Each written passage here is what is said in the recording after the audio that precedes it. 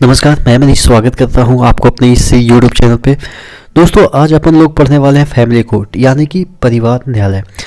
अब देखिए, न्यायालय तो आपने सुना होगा, हाई कोर्ट, सुप्रीम कोर्ट, इस तरह के जो कोर्ट होते हैं, डिस्ट्रिक्ट कोर्ट, सेशन कोर्ट, ये सब चीज़ें सुनी होगी। लेकिन क्या कभी आपने फैमिली कोर्ट के बारे में सुना है या कभी देखा भी है? तो देखिए, एक्चुअली क्या होता है कि हमारा जो इंडिया है इतना विविध प्रकार के संस्कृतियों से भरा है, इतना बड़ा एरिया है और इतने कानून हैं और इतने केसेस हैं, तो सभी को निपटाना, और जजेज भी काफ़ी कम है। तो सभी केस को निपटाने में मुझे लग रहा है कि इंडिया को सिर्फ केसेस देखे तो मतलब कि 4 से 5 साल ऐसे ही लग जाएंगे, सिर्फ केसेस, बाकी सब काम छोड़ दे तो इस वजह से समय समय पे डिफरेंट तरह के कोर्ट का गठन किया जाता है। तो उसी में से एक है फैमिली कोर्ट। नाम से ही पता चल रहा है कि फैमिली से रिलेटेड यहाँ पे मुद्दे सुलझाए जाएंगे।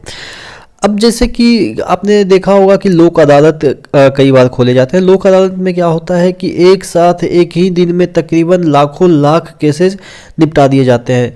सुप्रीम कोर्ट बोल दिया कि आज लोक अदालत खुलेगा, विभिन्न जो भी जितने भी कोर्ट हैं इंडिया में, सभी जगह लोक अदालत आज लगेगा। तो लोक अदालत में क्या होता है कि आपसी समझौता के तहत एक पक्ष वाला रहेगा, एक विपक्ष वाला रहेगा, दोनों को एक चेयर पे बैठा के, सपोज यहाँ पे कुछ मजिस्ट्रेट बैठ जाएंगे, न्यायिक अधिकारी बैठ जाएंगे, और इधर आप एक पक्ष वाला रहेगा, इधर मतलब कि दूसरे पक्ष वाला रहेंगे। तो दोनों से आपसी समझौता करा के कुछ कंप्रोमाइज ये कर लेगा, कुछ कंप्रोमाइज ये कर लेगा।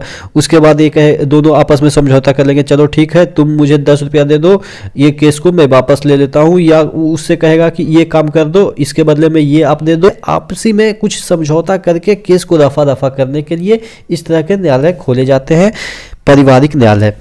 अब देखिए, इस तरह से समझौता तो वो खुद कर सकते हैं, लेकिन खुद करेंगे तो उसका कोई लीगल डॉक्यूमेंट तो मिलेगा नहीं। अगर सपोज में एक घर में झगड़ा हुआ दंपति के बीच, पति पत्नी के बीच, और आपस में समझौता कर लिया कि आधा खेत तुम रख लो, आधा खेत हम रख लेते हैं, बाकी मामला सलट गया, तो क्या इसके पास कोई डॉक्यूमेंट तो ऐसा नहीं होगा लीगल। तो इसी वजह से यहाँ पे अगर हम ये सब चीज़ें करेंगे तो लीगल एक डॉक्यूमेंट हो जाएगा। ठीक है, यहाँ पे अधिकारी जो नियुक्त किए जाते हैं राज्य सरकार के द्वारा या केंद्र सरकार के द्वारा, जो भी अधिकारी होते हैं, ये प्रॉपर लीगल डॉक्यूमेंट देते हैं कि हमारे सामने ये समझौता हुआ है। तो इस तरह से देखेंगे कि इसमें ज़्यादा न वकील, न ये वो, न मतलब कि डेट पे डेट, ये सब कुछ भी नहीं होता।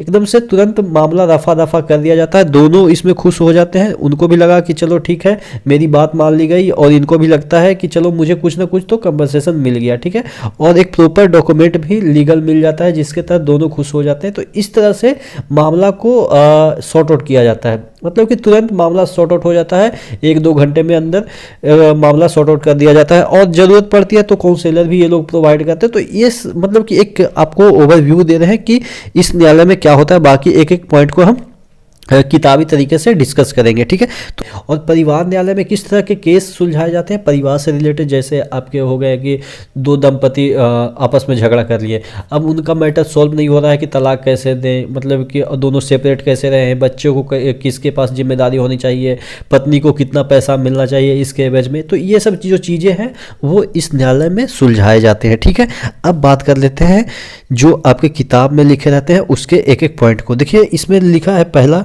दाम्पत्य संबंधित जो विवादें हैं पेचीदा कानून से हटकर आपसी समझौतों के जरिए विवादों को कानूनी रूप से सुलझाना। मैंने शुरू में बताया कि कानूनी रूप से ये सुलझाए जाते हैं, लेकिन इसमें क्या होता है कि जो न्यायिक सिद्धांत है उसका, जो नेचुरल जस्टिस ऑफ लॉ है उसका फॉलो होता है, ना कि आपको एविडेंस और ये सब चीज़ों का इसमें कोई मतलब कि महत्व नहीं है।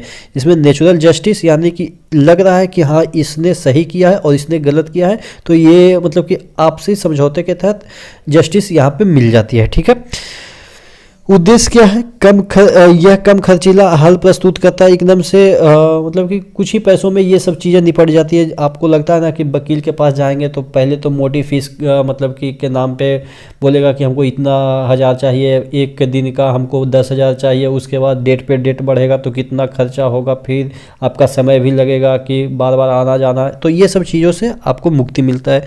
अदालती कार्यवाही के दौरान लचीलापन, अनौपचारिक वातावरण बनाए रखना, इसका जो उद्देश्य है, देखिए लचीलापन मतलब बहुत सारे एविडेंस को ज़रूरत ही नहीं होती है इसको, ठीक है। और अनौपचारिक वातावरण, यानी कि औपचारिक मतलब क्या होता है कि आपको एक डेट दिया जाएगा, इस तरह से औपचारिकता होती है, लेकिन इसमें कोई औपचारिकता नहीं है, अनौपचारिक तरीके से चीज़ें सॉल्व की जाती है, ठीक है। अगर विशेषताएं की बात करें, यह राज्य सरकारों द्वारा उच्च न्यायालय की सहमति से परिवार न्यायालयों की स्थापना का प्रावधान करता है। अब देखिए, उच्च न्यायालय के जो दिशा निर्देश के अनुसार ही ये जो आपके न्यायालय हैं वो गठित होते हैं। जो परिवार न्यायालय गठित होते हैं राज्य में, वो उच्च न्यायालय की सहमति से राज्य सरकार गठित करती है, ठीक है।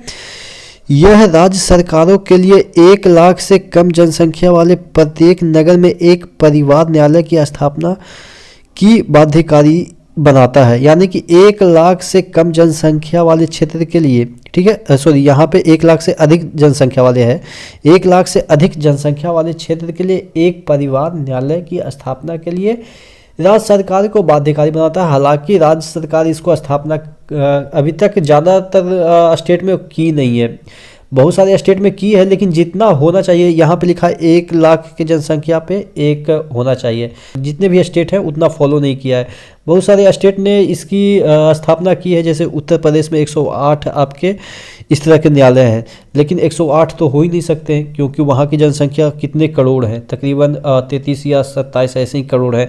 तो उस रिस्पेक्ट में बात करें तो काफ़ी होनी चाहिए इस तरह के न्यायालय, लेकिन वैसा है नहीं, ठीक है। लेकिन ये आपके प्रोविज़न कहते हैं कि 1 लाख से ज़्यादा जनसंख्या है, वहाँ पे इस तरह के जो न्यायालय है एक स्थापित होनी चाहिए।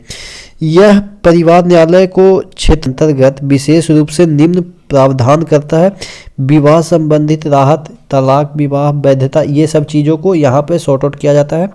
दंपत्ति या उनमें से एक की संपत्ति, यानी कि जो संपत्ति संबंधित जो मैटर फंसता है दाम्पत्य जीवन में, उसको भी ये निपटारा करता है। पति पत्नी, माता पिता का गुजारा भत्ता, ये सब जो गुजारा भत्ता है फैमिली में कौन किसको देगा, कितना देगा, ये सब चीज़ों को यहाँ पे डिस्कशन किया जाता है और सॉर्ट आउट किया जाता है।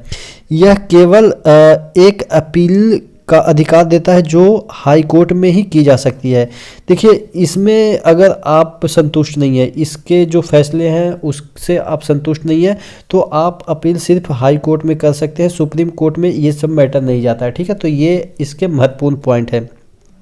तो आशा करते हैं ये एक छोटा सा वीडियो था जो कि आपके फैमिली कोर्ट से रिलेटेड था। इस तरह के जो फैमिली कोर्ट होते हैं, किस तरह से फैमिली कोर्ट का गठन किया जाता है और फैमिली कोर्ट में क्या होता है, किस तरह के फंक्शन होते हैं और कैसे ये हमारे जो डेली के लाइफ में यूज हो सकते हैं, या इसको हम यूज करके अपने जो पैसे हैं या समय हैं उसे बचा सकते हैं, ठीक है। तो आशा करते हैं ये छोटा सा वीडियो समझ में आया होगा कि फैमिली कोर्ट क्या है, ठीक है। तो नेक्स्ट वीडियो मिलते हैं नेक्स्ट टॉपिक के साथ।